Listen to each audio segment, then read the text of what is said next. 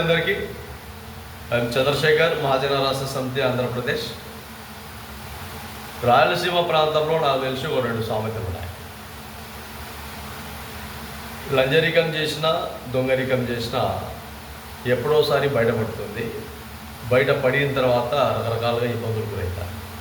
ఒకటోది రంకు నేర్చినది బొంకు నేర్వదా అని ఇంకొక సామెత. ఇప్పుడు ఎందుకు ఈ విషయాలు తెలియజేస్తానంటే, కొత్తగా పెళ్ళైన దంపతులు ఎవరైనా కానీ బాగా గుర్తుపెట్టుకోండి. భర్త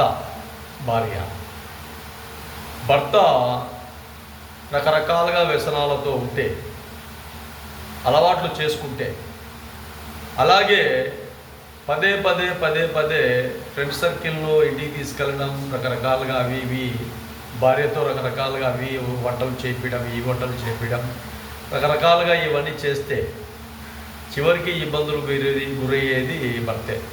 బాగా గుర్తుపెట్టుకోవాలి ఈ విషయంలో. ఎందుకు ఇలాంటి విషయాలంటే, ఎక్కడ ఏ విధంగా ఈ ప్రపంచంలో కొనసాగేది సెక్స్. ఈ సెక్స్ ఇది సృష్టి ధర్మం.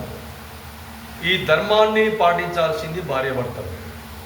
కానీ వాళ్ళల్లో వైవాహిక జీవితం ఇబ్బందులు గురి కావడంతో కొన్ని సందర్భాలలో ఈ తప్పులు చేయడంతో భర్త అనేవాడు ఇంకొక విధంగా మారిపోయి ఇంకొకరిని అట్లా వెళ్ళిపోవడం వల్ల భార్య కూడా కొన్ని సందర్భాలలో ఇబ్బందులు గురయ్యే ప్రమాదం కూడా ఉంది.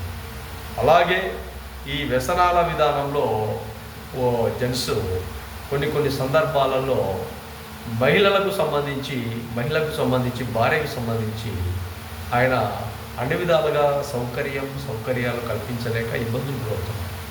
కాబట్టి ఇలాంటి సిట్యువేషన్స్లోనే కొన్ని జీవితాలు చాలా వరకు తారుమారవుతున్నాయి, ఇబ్బందులు గురవుతున్నాయి.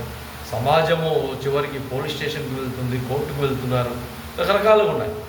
ఈ చాలా అవమానకరమైన విషయాలు. బాగా గుర్తుపెట్టుకోండి. జాగ్రత్తగా కొత్త దంపతులు ఎవరైనా కానీ చాలా జాగ్రత్తగా మీ సంసార సాఫల్యంతో ఇబ్బందులు లేకుండా బాగా ఉండాలి.